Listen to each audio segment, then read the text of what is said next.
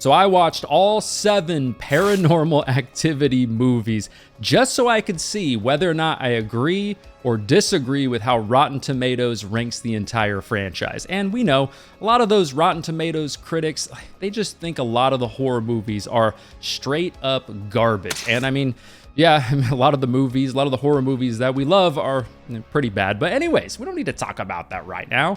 I survived watching all 7 of these movies. So let's finally see if I agree or disagree with how Rotten Tomatoes ranks the franchise.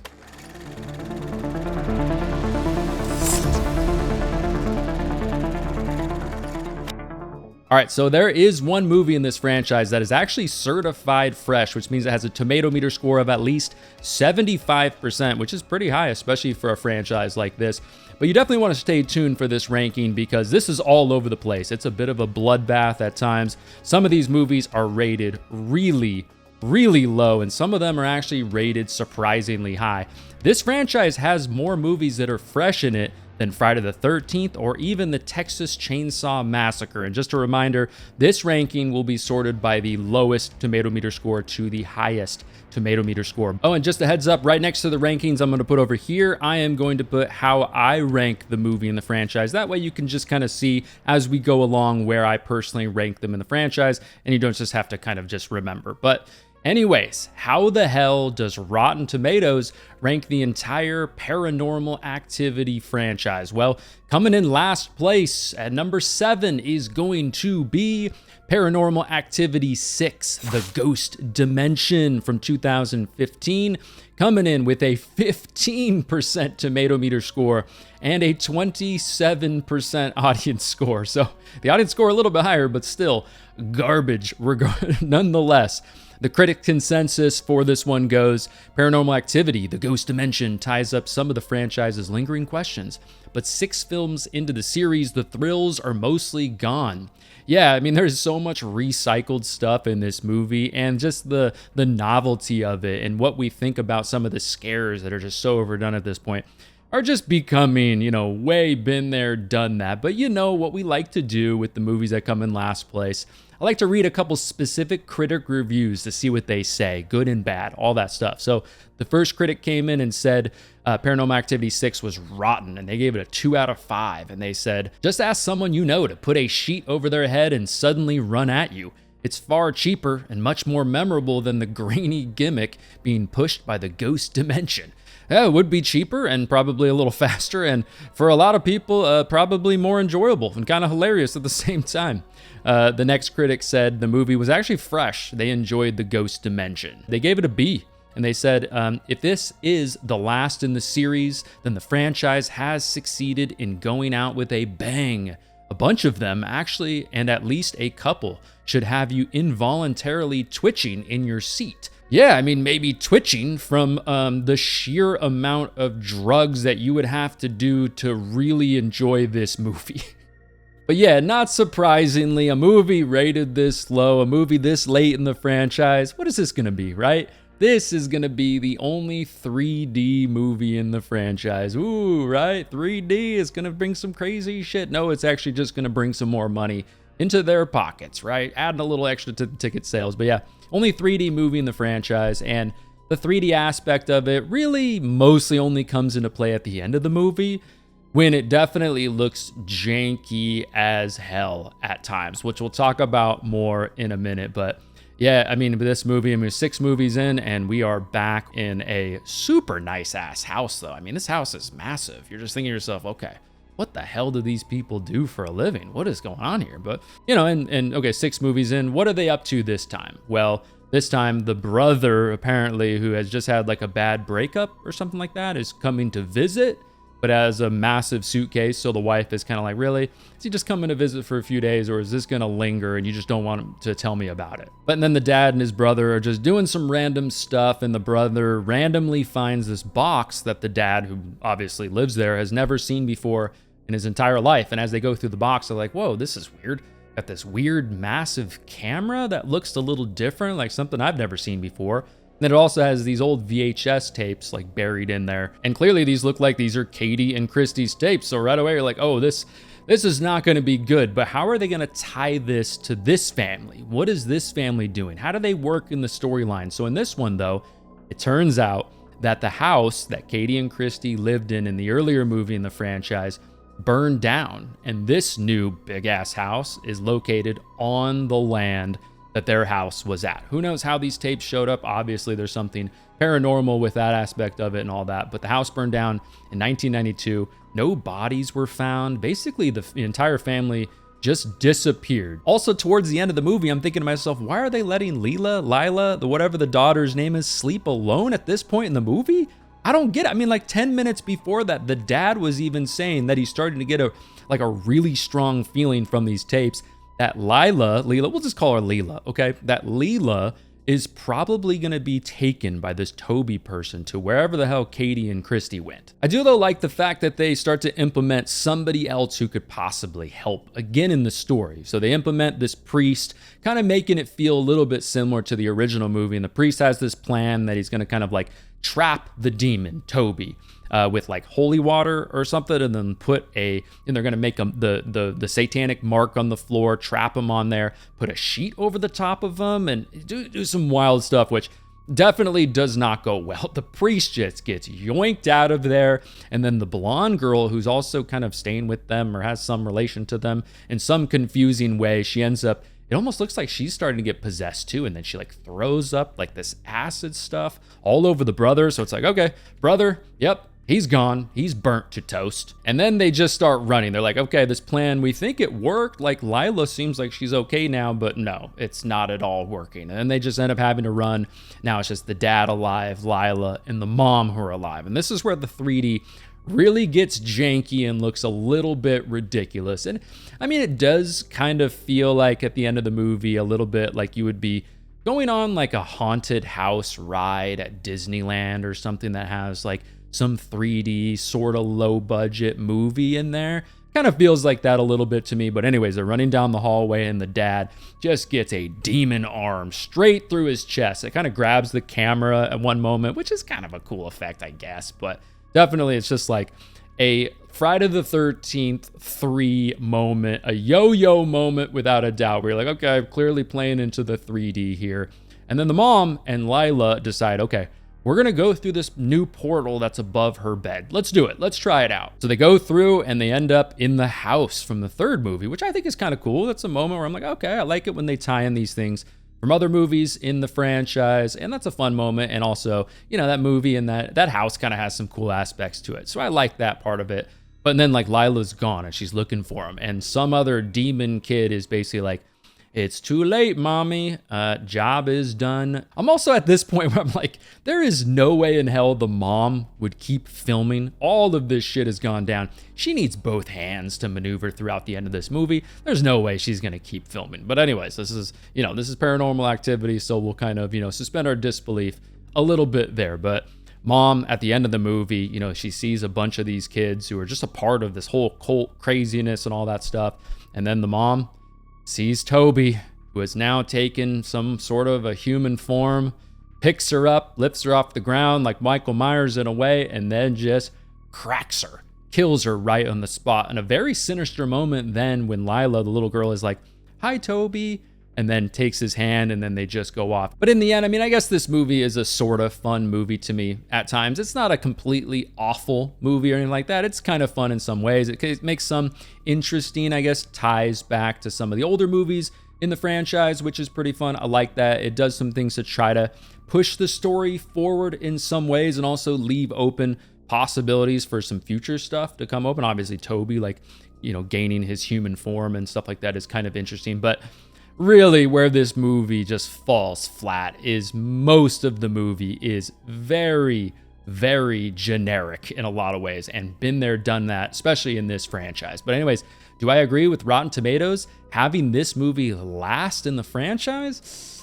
I actually disagree. I actually have Ghost Dimension number 5 in the franchise for me. All right, up next at number 6 in the franchise is going to be Paranormal Activity 4 from 2012, coming in hot and fresh with a 23% tomato meter score, but a 34% audience score. The audience enjoyed the movie a little bit more than the critics.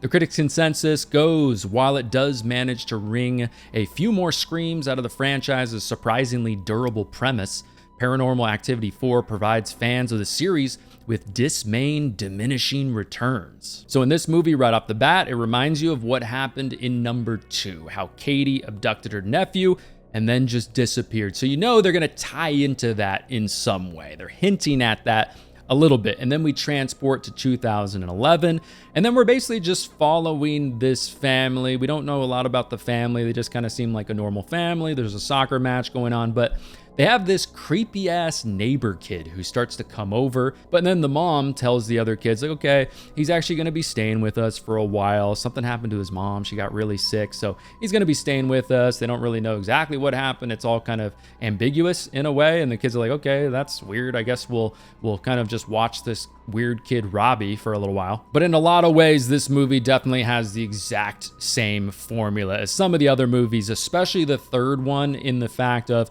okay, instead of following the two guys watching the cameras, watching the videos back, and then they're trying to piece together the clues, now we're following this boyfriend and this girlfriend. The young girl is played by Kathryn Newton, who's a good actress. I actually think the acting and just the characters in this movie are pretty solid, but yeah, I mean, just the script and the storyline in this movie, I think really holds them back. There's just so much recycled stuff in this from other movies in the franchise. There's not that much as far as especially the characters go that's new and fresh, which really is one of the biggest reasons why this movie's 23%. And of course, I mean, it's 4 movies into the franchise, so they have to try to come up with new ideas. Okay, how are these people going to be filmed 24/7 and make it in somewhat of a believable way? And, you know, one thing I do like about this franchise is they implement newer tech as the movies kind of go along. Sort of, I guess. You know, I mean, webcams have been around for a while, but still, they implement this aspect of they're going to use the webcams on different people's, laptops and stuff and kind of keep those on.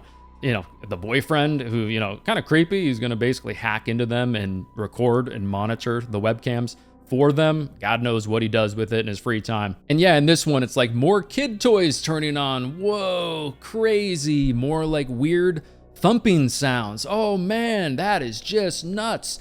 We got a chandelier swaying again. Oh shit, I'm terrified. Oh, and guess what? When the parents go out together on a little date, just parents trying to spend some time together, guess what goes down when they're on a date? Wow, so original for the franchise. So yeah, come to find out, the other kid who's creepy is sort of kind of trying to groom their kid to be the next little demon child in a way. And they also bring back Katie in this movie too. She's actually ends up being the mom of the kid who had to go in the hospital, or maybe it's just a made up story. But along the way, Kathryn Newton's characters, she's starting to notice some things going on across the street, which is kind of weird. I find myself interested in that storyline though. There's people showing up to Robbie's house, where Katie lives as well.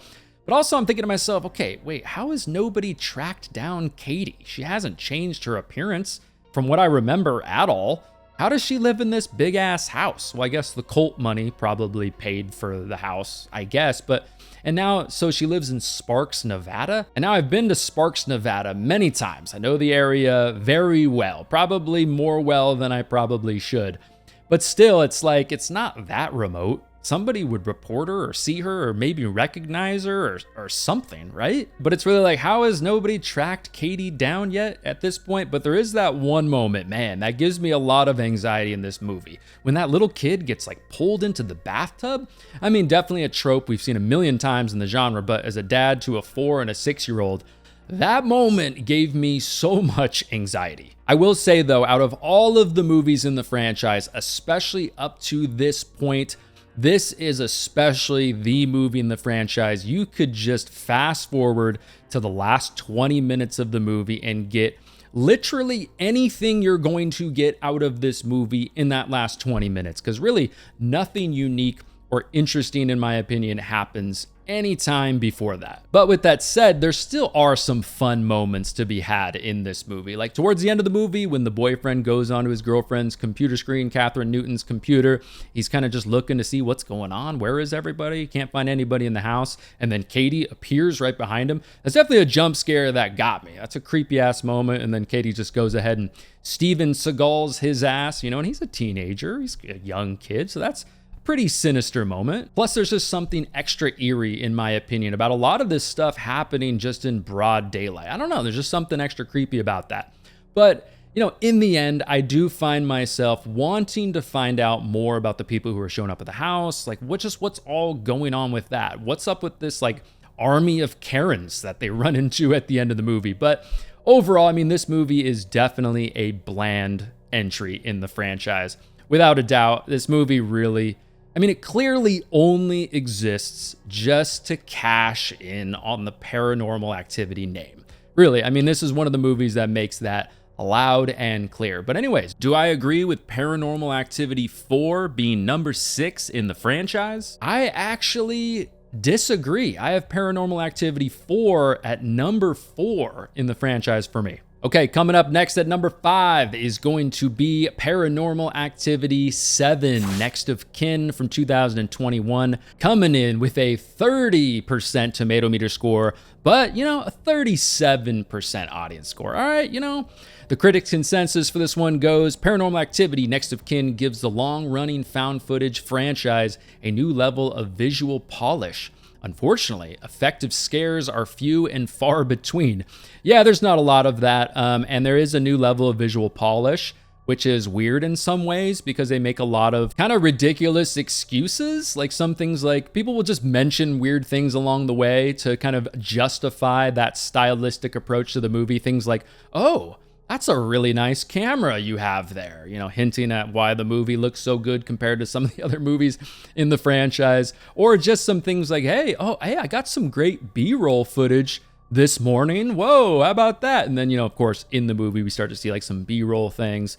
Kind of adds a little more visual polish, but it's a weird, like kind of dumb, silly excuse to add that stuff into a movie in a franchise like this. But anyways, so yeah, so Paranormal Activity 7, this movie went straight to Paramount Plus. It was a movie, obviously it came out in 2021, so kind of that pandemic weird time for movies, right? So we're following this girl, Margot. It's 2021. Apparently, she hasn't met anyone in her family. She doesn't know anyone she's related to, and somehow comes in contact with this guy named Samuel, who she meets at a diner. Seems really weird, seems a little bit off, but come to find out, he is Amish, and apparently has like left or is on like a little bit of a break from being Amish, which I don't know if that's a thing. But anyways, we transport a week later and we're now in like upstate New York, I think it is, because they mention they're at the Buffalo airport, I believe. But yeah, so they're heading to this Amish farm, and it's a Paranormal Activity movie, so you know this is probably not going to go too well. And then Margot, you know, they're basically filming this documentary. That's the excuse for why they're filming in this movie, which is actually an excuse that does make sense. I'm surprised they haven't like implemented that earlier in the franchise, but I get it. So they're going up to the Amish farm to kind of learn about Margot's history, you know, her family history, film some of the impact that's had on kind of her backstory and things like that. And she's asking around if anybody knows about her mom or knew her mom, and she's starting to get some weird answers from some of the kids, and kind of that makes me interested to see how the story plays out. And one of the little kids even says, oh, she still lives here. Like, she's not dead. She's still here. So I'm kind of like, oh, damn, okay, this is kind of weird. Like, how is that going to play out? Is she just captured and being tortured? Because come to find out from one of the leaders in the community, they say that Margot's mom was kind of like a free spirit. She's always been wild.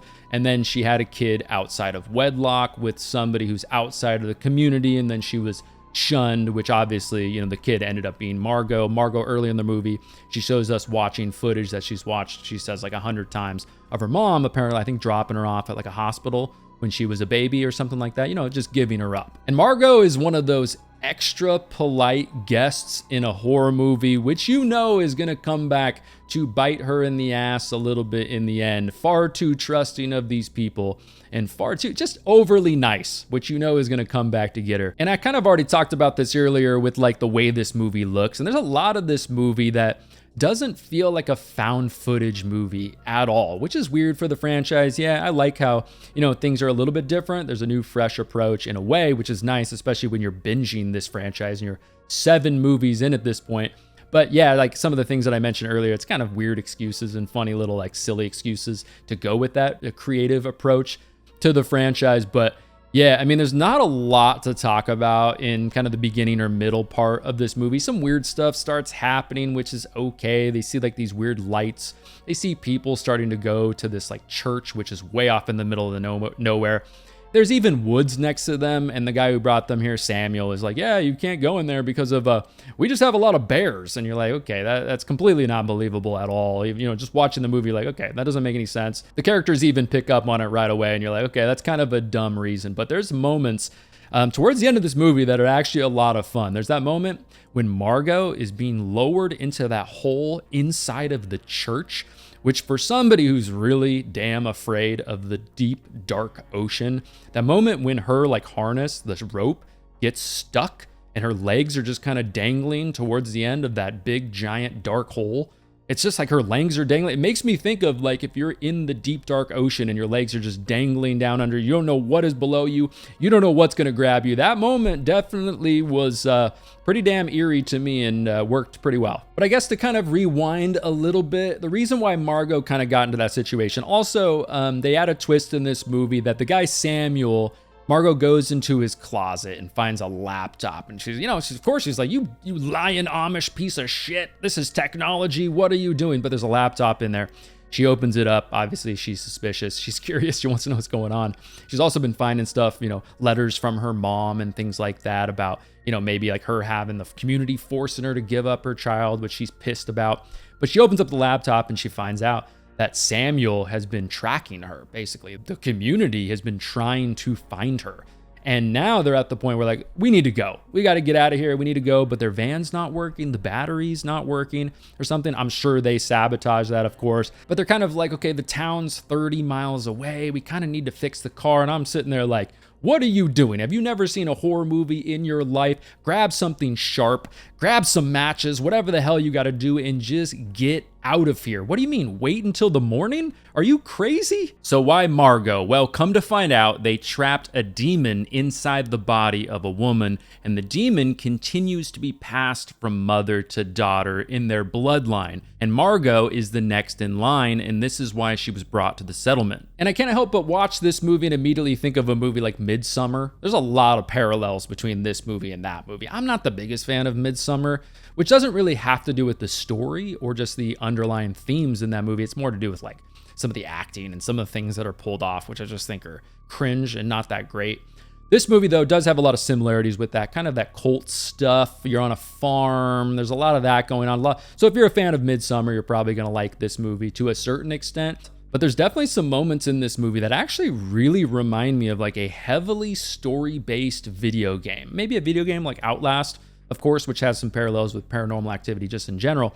But yeah, I mean, there's some moments in this movie that really feel like a cutscene in a video game. Like towards the end of the movie, when her and the cameraman guy are inside of the van and people are breaking through the windows and stuff, and it's all just one-shot craziness going on. They're trying to attack them. They eventually turn on the car. They break through the barn. There's somebody right in front of them with a shotgun that they run over. It just feels like a big cutscene in a video game, which is kind of cool. I enjoyed that. Reminded me of some of the cutscenes you'd see in like The Last of Us, especially in the beginning of that game, which is great. And the very end of this movie is actually kind of nuts, and it's pretty fun, but unfortunately it's at the very, very end of the movie. So after Margot and her friend Chris drive away, we cut to the body cam footage of the police officer, the first one to arrive at the farm, because I guess Margot and Chris probably alerted the police, I'm sure, as they got away at some point. But anyways, this cop shows up. It's his body cam, which is kind of a cool angle. And he finds the guy Samuel, and he's standing there, or he's like kneeling there, crying like a little baby. And it sounds exactly like a creepy little baby. And they're like, put your hands up. And then he stands up, and then he uses like his Jedi mind trick kind of demonic thing to make the cop just off himself with his own gun. And then we cut to a camera in the back of a cop car, the next cop showing up, which is a cool angle, how he pulls up and we see that shot. It's very immersive. I like that shot. But this next cop pulls up, sees Samuel, same thing happens, and he ends up shooting himself as well. And then it's all just obviously just in one shot, an angle from the back of the cop car, the back seat, which, like I said, is a cool angle. Samuel just gets in the car, drives away, turns on some music, and who knows where the hell he goes. I like the ambiguity of it. It's a fun ending. I like some of the shots and things like that. But overall, I mean, it's not a great movie. by any means. But anyways, do I agree with Paranormal Activity number 7, Next of Kin, being 5 in the franchise? I actually disagree with this one. I actually have Next of Kin number 6 in the franchise, not because it's a terrible movie. I mean, it's actually a pretty solid Paramount Plus type of a movie. It's not great by any means, though. Feels very different for the franchise. I do like the fact that they did some new things with it. But yeah, I would actually have Next of Kin number 6 in the franchise. All right, coming in at number 4 is going to be Paranormal Activity 5, The Marked Ones from 2014, coming in with a 40% tomato meter score and a 34% audience score. The critics' consensus for this one goes, a change of setting breathes new life into the franchise, but Paranormal Activity, The Marked Ones fails to provide enough consistent thrills to justify a 5th film in the series. And yeah, I would agree with that. So right off the bat, we're following this new family in a new setting. And actually, I think this family is a cool ass family. I mean, they don't have a lot. They live in kind of a rougher neighborhood, but they're still just enjoying life. You know, we're following them, and like a lot of movies in this franchise, they're goofing around, they're having a good time, we're getting to know the characters, and there are some things that make you want to follow these characters and root for them a little bit and enjoy that whole thing, right? So the story is they're following these 2 best friends mainly, and they live in this apartment complex, and they have this neighbor though. I think her name is Anna or something like that, and she's really weird. There's some rumblings in the neighborhood that she might be a witch. She might be practicing some witchcrafty things. The 2 best friends even mention, like, we hear weird things coming down from her apartment because she lives right below them.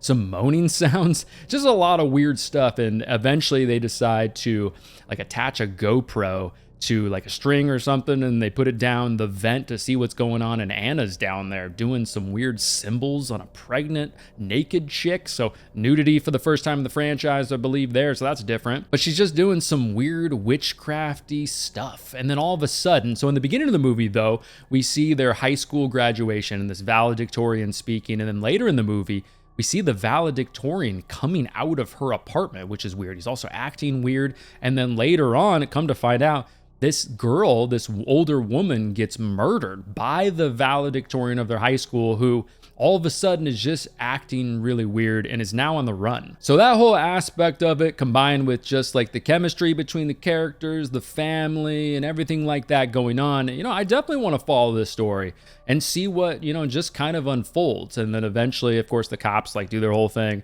and then the apartment is still there. So at one point they decide to crawl in one of the windows just to see, like, okay, this would be kind of wild. Let's go see what's going on. They even bring some girls back there, you know, to try to hook up with them at one point. But eventually they also find tapes in her apartment from Katie and Christy. The tapes, right? So that's kind of creepy. It's like, okay, how does that tie in with this woman? How did she get involved? But in this movie, it definitely implements some corny, cheesy, just dumb stuff, in my opinion. You remember that Simon game, the circle game with the lights? Well, they put that in this movie, and that's kind of how they're communicating with the demon, is through the Simon game. They're asking him questions, and at times it just feels silly.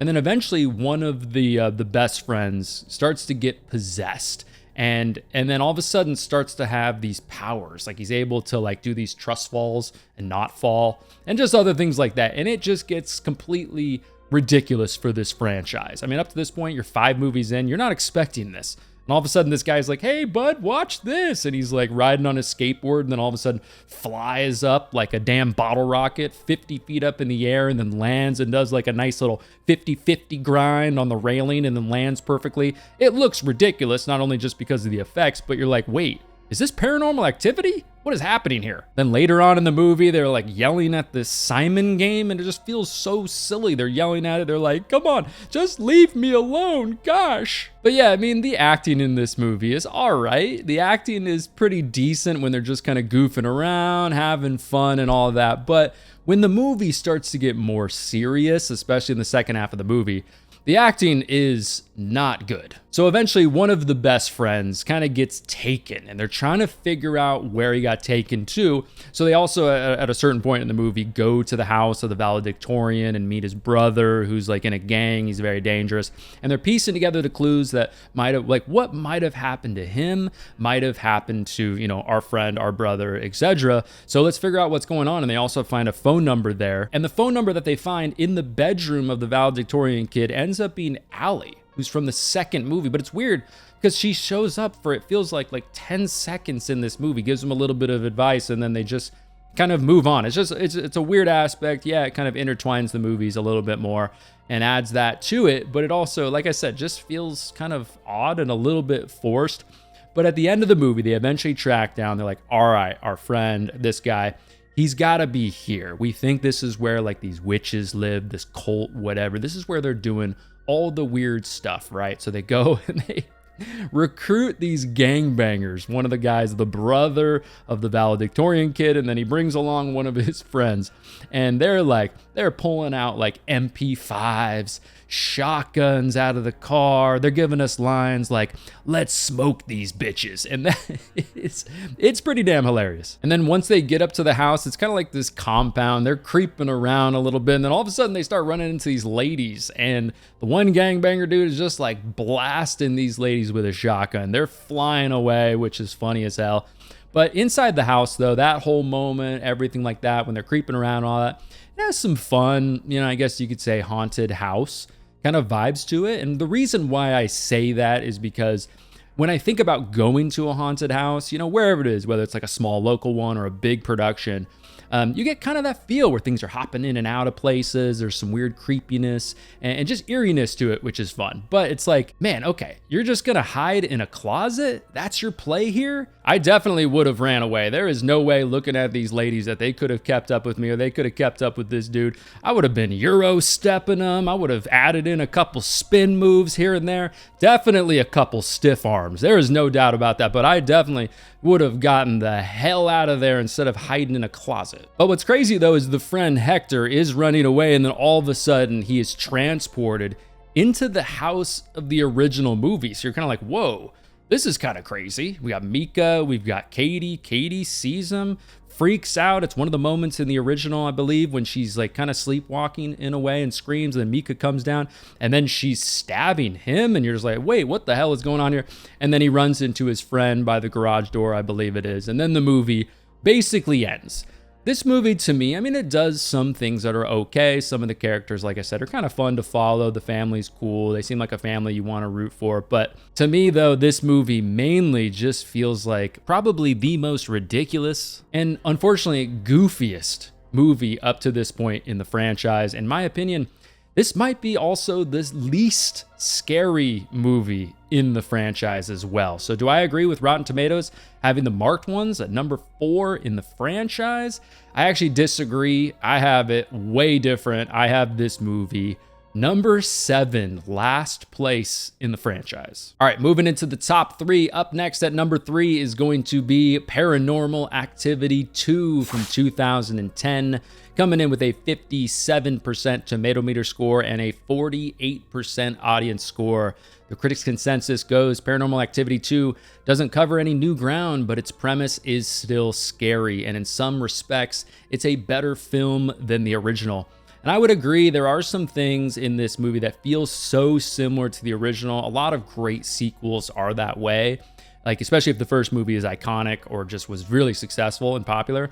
They'll take what the original did at its core and add some fun things to it. So if you prefer just like a little bit more, if you really like the first one, but you just prefer and just wanted a little more variety, this movie has that. So what's interesting about the second movie is it takes this unique creative approach where it's sort of a prequel to the original, whereas it starts out like 2 months before the original, but the ending of this movie takes place after the events of the first movie, which I think is cool. And yeah, as soon as Katie shows up in this movie, I'm like, oh, hell no. I know what's gonna happen here. This is not gonna go too well.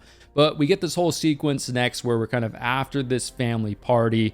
The house is trashed, and they're like, all right, we're gonna have to get security cameras set up, which I think is actually one of the better, more effective and believable ways that everything's going to have to be filmed in this entire franchise. They come up with some cool, unique ideas with that in the franchise, but I think this is one of the better ones, in my opinion. I also like this creative idea after the first movie to explore Katie's sister, right? That made the most sense in a sequel. Obviously, she had been affected in very similar ways as Katie would. You know, some of the stories we heard in the original movie, how they were kind of haunted as kids, what happened with that, and just everything with the sister that would have happened. But yeah, I mean, in the movie though, man, I'm just thinking to myself, damn, this poor nanny, this sweet old lady, she's just kind of adding like a different perspective to how, you know, a different culture would handle ghosts, you know, than just your average white American family and how they would have that all unfold, right?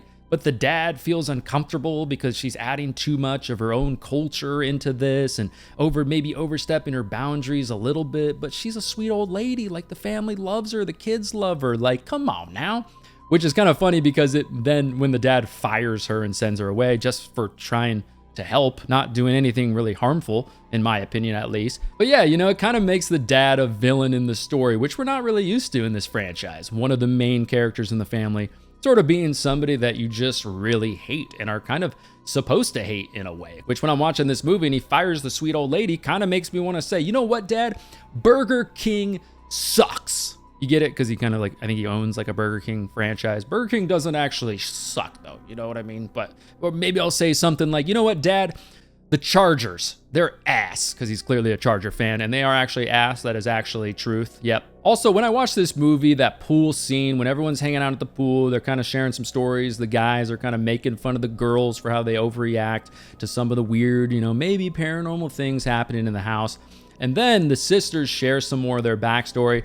It makes me think of a plot hole kind of in the original movie. I feel like Katie would have leaned on her sister more in the original movie. She would have maybe called her, asked her some questions, had her come over, had her kind of see what's going on. You know what I mean?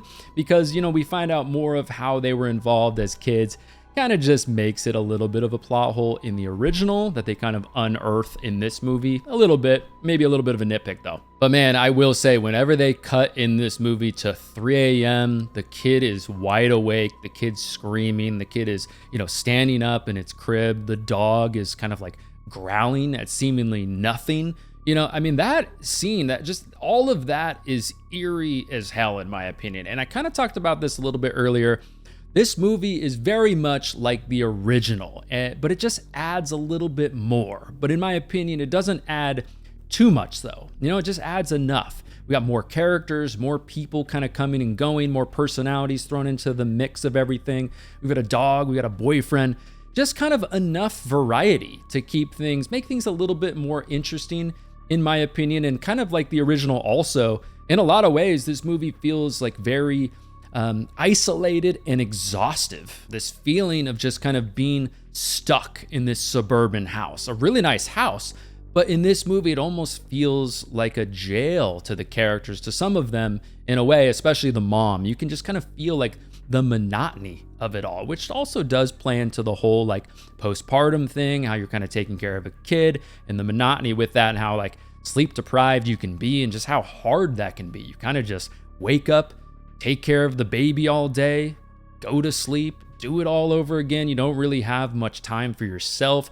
The dad clearly doesn't help all that much.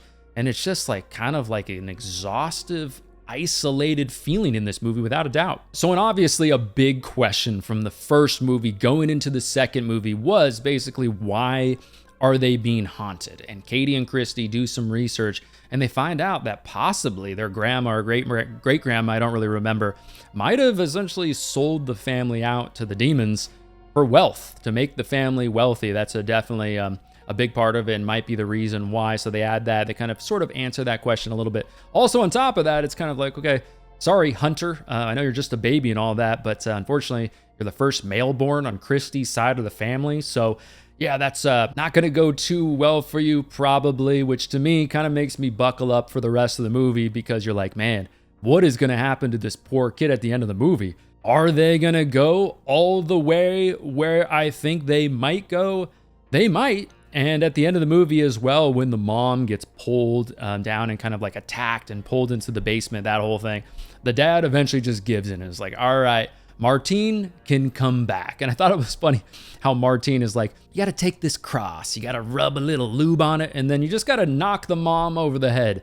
I do think that she should have, like, just for fun, for a little bit of payback, she should have made something up and just added something in like that for the dad, though. She's like, hey, you know this coconut right over here? Yeah, this is the only way to get rid of a demon. You got to shove this coconut right up your ass. One thing I will say about the second Paranormal Activity movie, though, is there are some moments where the reason why they're filming themselves is a little bit unclear at times and doesn't exactly make sense. There's other times where it definitely makes sense, but there's other times in the movie where it feels like they kind of want you to just forget that one of the actors is holding the camera, which is always a little bit funny. But yeah, I am curious though, and I want to hear your comments and your theories down in the comments down below, why you think the dad burned Katie's picture. Do you think the reason is it's kind of like to get rid of one of the only memories or like the only picture that I think Katie has left from her childhood, just to try to erase all of the memories that they have from the childhood, because the demons are kind of fed off of if you remember them more, if you get more scared of them,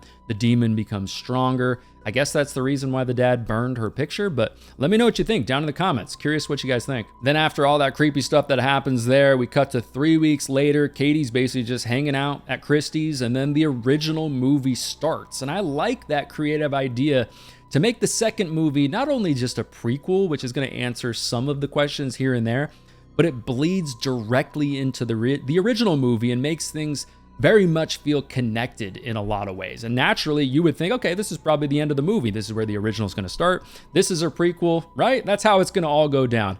Nope, that is not the case with this movie. Then they remind you, if you forgot from the original movie, October 8th is when Mika died. Then we cut back to Christie's house, and it's the next day after Mika died on October 9th. And holy shit, when the dad's asleep on the couch and Katie comes in, she's all covered in blood and then just snaps his neck. I mean, first of all, kind of satisfying in some ways, but then she goes upstairs, you know, just Jedi mind tricks the mom on the wall and then picks up Hunter. You're like, oh no, is she gonna, wait, what's, and then she just walks out and abducts the kid. And then we get a great line. And that's one of the things in this movie that is effective. It's something that's very subtle, especially with the first few movies. It's just some of the lines that they give us, which I think was just a good creative approach. Like in this one, they say, Katie and Hunter's whereabouts unknown. Then the movie just ends. There's no post-credit music at all. It's just like this darkness, this bleakness, just a little bit of a like noise from the house, like some of the toys, the noise from it, the TV static a little bit, which is definitely eerie. I mean, when you leave the theater after watching some of these movies, like this movie, for example, I think what's special about them in a lot of ways, especially some of the earlier movies in the franchise, I finished watching them and I have kind of this unique, like unsettled feeling when I get done watching these movies that kind of just lingers with you a little bit. And a lot has to do with just the way they pull off the very, very end of the movie. It's kind of the ambiguity of this suburban American setting driven by this kind of like invisible force happening in this movie. Like, where did it go? Is it around me right now? Just kind of crazy. Anyways, do I agree with Paranormal Activity number 2 being 3 in the franchise according to Rotten Tomatoes?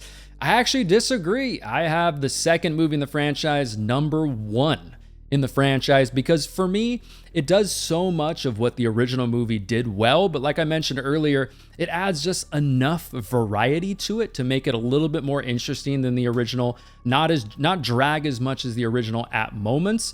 And yeah, it's still very creepy and really pulled off really, really well. All right, coming up next at number 2 is going to be Paranormal Activity 3 from 2011, coming in fresh with a 67% tomato meter score, but the audience disagrees and only gives it a 51% score. The critics' consensus for the third movie goes, while the jolts and thrills are undeniably subject to the diminishing returns that plague most horror sequels, Paranormal Activity 3 is a surprisingly spine-tingling treat. And yeah, wouldn't you know it, we're back with Christy, Katie, and Dan as they're getting Hunter's little nursery room ready for Mom's imminent death, right?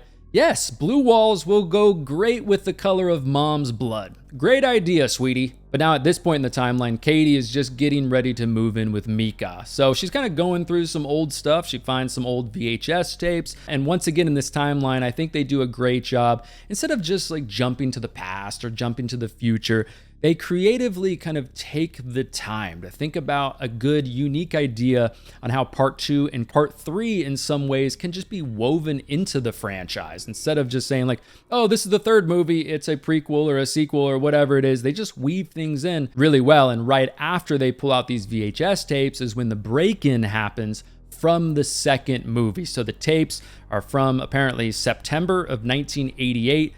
But the footage is like in high definition, kind of a little bit of a nitpick. It doesn't ruin things, but it's a little bit silly. And so yeah, they put in these tapes, and as we're watching Christy and Katie's mom hanging out with her boyfriend, they're smoking a joint, they're having a good time.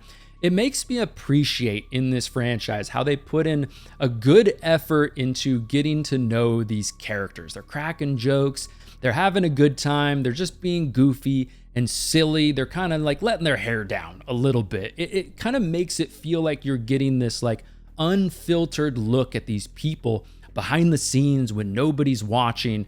And it really helps you to get to know these characters more than we would normally in horror movies. And I really appreciate that about the Paranormal Activity franchise. And in this moment, it just made me think about that. But I will say, I mean, come on, this movie, how did this not end in like 5 minutes? So they're watching this tape and it's about to be a sex tape. Not only that, but why does grandma have mom's sex tape? But anyways, I would have stopped this tape immediately. At the first second that they hinted that this was going to be a sex tape, I would have ripped out the tape and then I would have burned this damn thing. And this one feels a lot like Katie and Mika from the first movie, but now we've got some kids thrown into the mix a little bit, adds a little bit more variety. Also in this movie is when we get introduced to the infamous Tobi in this franchise, you know? So yeah, something to be said about that in this movie as well. By the way, the mom, she must have had a baller job or some great child support, because this is a nice ass 80s house. I am not gonna lie. But in this movie too, we get child actors who are a big part of it. Of course, they're playing Katie and Christy, massive characters in the franchise. So if they don't nail those characters, it's going to hurt a lot. But I will say, I mean, I think the acting from the child actors that play them is top notch. I think they do a really good job. I mean, I think when they're scared, they do a good job. I think when they're supposed to be kind of silly and fun, they do a good job. I just think they're good child actors for sure. And about halfway through the movie, the whole babysitter moment, right? Because the parents are away. Well, the boyfriend and the mom are away. They're on a date, right? That's when shit goes down. But that moment is a great moment in this movie. It's very creepy. I love the idea to put the camera on a fan. So the camera's just kind of panning and you can make things kind of pop up when it's not panning in that particular location. But I love that moment with the babysitter. All you can hear is the fan kind of panning back and forth. Reminds me oddly of like Jurassic Park, the moment when they're outside the T-Rex cage and the goat is there and he's kind of like, all you can hear is like the camera zooming in and out with the night vision goggles, right? That moment, I don't know, it kind of oddly reminds me of that, how you're just hearing the fan pan back and forth. And when you see the little like ghost demon underneath the sheet on the left-hand side of the screen, my immediate reaction to that moment was like, oh, hell no. But yeah, just that whole moment, a really fun moment and one of the more enjoyable moments for me in the franchise. I just thought it was really effective, how it was all pulled off. I also like in this movie, the coworker guy, Randy. He's a funny dude. I think we're adding some new characters in some of these movies, and he's one of the better side characters in this as well. Towards the end of the movie, they just eventually just like give up. The parents and the boyfriend are like, enough is enough. They don't know a lot about everything going on, so they don't know that this stuff will follow you. So they go to grandma's house, right? And that's a fun new location in the franchise. We're 3 movies in at this point. Haven't had a lot of variety when it comes to locations. So going to grandma's house is, I think, a good idea. It's one of those locations where naturally you just feel like, as a kid especially, it's one of the safest places you could possibly be. There's like that coziness, that safeness to it. But yes, of course, shit is gonna go down. So at one night, eventually they hear this car pull up at like 1:30 in the morning. And then, the guy gets up, he's looking around, his girlfriend's not there. He can't find her. She went to go see what's going on.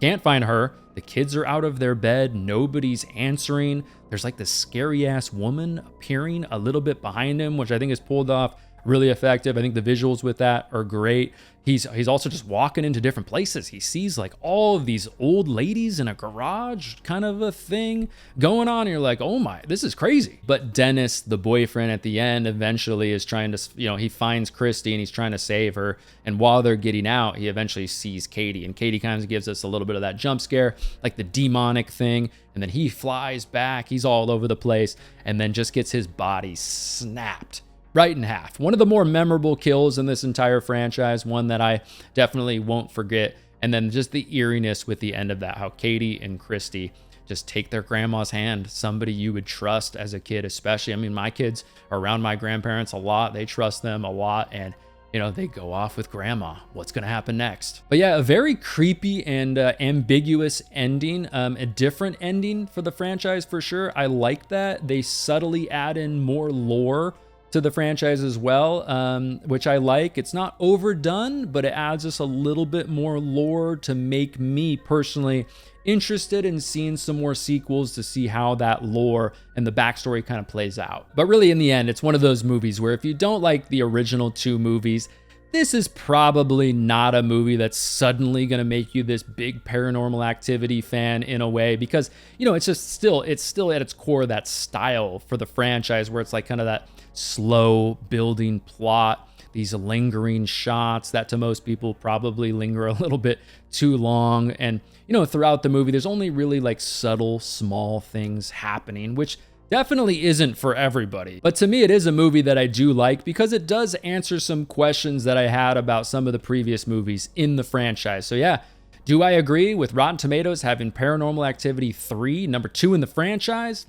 I disagree. I actually have it number 3 in the franchise, which isn't too bad. Obviously, I do enjoy it. So yes, of course, coming in at number 1 is going to be the OG Paranormal Activity from 2009. Coming in certified fresh, 83% in the tomato meter score, which is pretty high for a horror movie, especially a found footage horror movie, but 57% audience score. So surprisingly, the critics like this movie way more than the audience, the OG. The critics' consensus goes, using its low-budget effects and mockumentary method to great results, Paranormal Activity turns a simple haunted house story into 90 minutes of relentless suspense. And I would disagree with that. Is this movie 90 minutes of relentless suspense? No, not at all. I mean, this movie is very slow at moments. I'm not saying that's terrible. That's, what they were going for with this movie, that slow build, but just what they said. I mean, 90 minutes of relentless suspense. I mean, I guess for some people, they would feel like the eeriness, especially if you really believe in paranormal things, then I get that. But you know what we like to do with movies that come in first place, read a couple specific critic reviews to see what they think and what they have to say about it. So the first critic came in and said the original Paranormal Activity was rotten. They gave it a 1 out of 5. And they said, when the object of the hype turns out to be as lame as this film, the whole exercise becomes just another Hollywood con job. And I get that gripe because in a lot of ways, this movie succeeded because of some of the hype in Hollywood, some of the word of mouth and things like that. So inevitably, there was going to be a lot of people that went into this movie thinking it was going to be crazy and were just massively disappointed. Let's read another one, though. They said it was rotten, and they said it never really convinces on the demonic level. I would agree with some of that. Yet it does partly succeed as a relationship movie. And in a lot of ways, that is what this movie is. We're just following these people in a relationship, trying to overcome a stressful, tired situation, putting your relationship definitely to the test. So for a lot of people, like, it's not scary. They don't believe the demons there. What, there's somebody making footstep noises? That means there's a demon in your house, or your fan turned on, or your chandelier started to move a little bit. Like, a lot of people find that hard to believe. But still, yeah, as a relationship movie, it kind of works. All right, the last critic review, they said this movie was fresh, and they gave it a 4 out of 5. And they said, its strengths come in subtlety. It's a roller coaster ride that audiences buy into, knowing full well that the narrative will take a backseat to being frightened with effective jump scares. And yeah, there's some jump scares in this movie that I do think are pretty effective. When people say this is a roller coaster ride, I would disagree, though. It's kind of a flat roller coaster ride for a lot of the movie, but I still get what they're saying. So yeah, the original Paranormal Activity, of course, coming out after the Blair Witch Project, one of the biggest maybe the biggest mockumentary, found footage movie of all time, The Blair Witch Project, right? A lot of similarities with that movie and this movie. This movie probably wouldn't even exist if it wasn't for the Blair Witch, but still, this movie is just crazy what it was able to do. I mean, it was made for what, like $15,000 originally. There was some stuff made after the movie was purchased, some, stuff made to kind of tweak the ending, obviously to add the effects at the end. So, the movie was made for maybe $200,000, a little over $200,000. It ended up making like $200 million. So this movie will always have that in its cap, no matter what people think about this movie. One of the most successful micro-budget movies ever, especially in the horror genre. And this movie opens up right away. I like how it opens, how it kind of thanks the families of the two people in the movie, and also the police department, which kind of course, has a little bit of that Blair Witch vibe, but it's definitely a different statement. This statement is kind of has a similar feel to it. In the Blair Witch, it's kind of like, this is the footage we found from these people who disappeared. And this one, it's kind of just a subtle way of letting you know this is real. So buckle up because it's about to get crazy. And of course, we know it's not real, but still kind of adds to the movie a little bit. I also like in the beginning of the movie how it's kind of believably ambiguous in the early stages why Mika is filming. They're thinking there's just some weird stuff happening. This is something a lot of us would do. Hell, even my wife did this when she thought somebody was siphoning gas out of our car. She was like, we're getting cameras, we're solving this shit. So I can kind of see how this is real. They just thought maybe some kids in the neighborhood were messing with them and stuff. Obviously, Katie, was probably feeling a lot different, but yeah, let's just film it maybe for a couple days, just kind of see what happens, and that will probably be the end of it. I think that's an effective, believable, kind of ambiguous reason to show, okay, this person's filming just their day in the life. But there are some moments in this movie where the acting and some other things like that just aren't that believable to me. Specifically that moment when the psychic guy leaves the house. The dialogue and the acting in that whole thing, it kind of feels a little forced to me. It doesn't feel all that believable. And yeah, $15,000 budget, people that aren't, the most well-seasoned actors of all time, but still in a movie that a lot of people like to talk about as like the scariest horror movie ever, one of the greatest horror movies ever. The movie is still open to criticism if you want to put it in that type of a place, regardless of the budget. You can't just say, oh, what about the budget? What about the budget? That can't be an excuse for everything. I do think it is very, very smart in this movie, how they implement this creative choice that the camera might make the demon even more feisty, because I'm always asking myself, especially the first time I watched this movie, in the early stages of the movie, I remember thinking in my head, okay, so why is this stuff happening now? Why is it escalating more and more and more? It doesn't seem like anything new is really happening in their life, but it's because of the camera. And I just think that creative approach was a good idea. And I also think it was a smart creative idea just in the franchise in general, of course, implemented in this first movie, that you can't run from this thing. This thing will follow you regardless of where you go, because that's always going to be a question. That's always going to be something that people say right away is like, just run, like just get out of this house, burn it down, never come back. But they add that fact that it doesn't matter. It's going to follow you. There's something deeper going on with this story. But with the first Paranormal Activity movie, I mean, we are an hour into this movie, and to me, nothing has really happened at all. And I get it. You could argue that it only makes the payoff better in the end because there's that huge anticipation. There's that big build, especially if you're going into the movie or watching the movie based off of word of mouth, hype, all that kind of stuff. But that could also make it just be a massive letdown for you. Because there's going to be a lot of people that would just say, like, this is one of the most boring movies I have ever seen in my entire life, just like people said with the Blair Witch Project. And yeah, there's going to be also a lot of people that say, man, that just made it even scarier.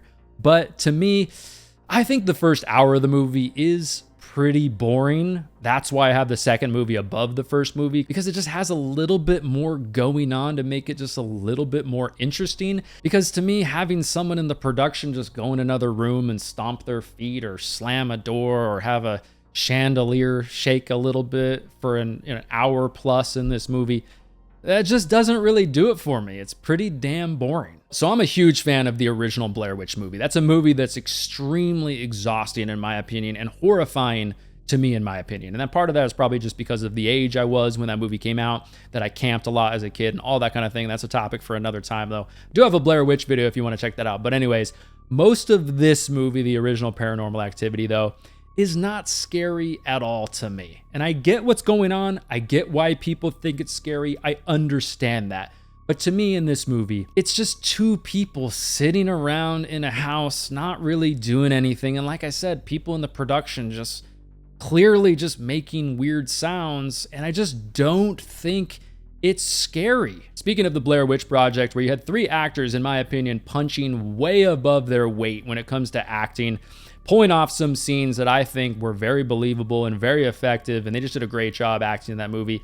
Here in this one, though, Katie Featherstone and Mika Sloat, in my opinion, they're just okay in this movie. Not bad, not great though, just okay. But kind of similar to what I mentioned with the second movie, this movie also definitely has that weird isolation type of feeling, that very tiring feeling of these people just being stuck in this house.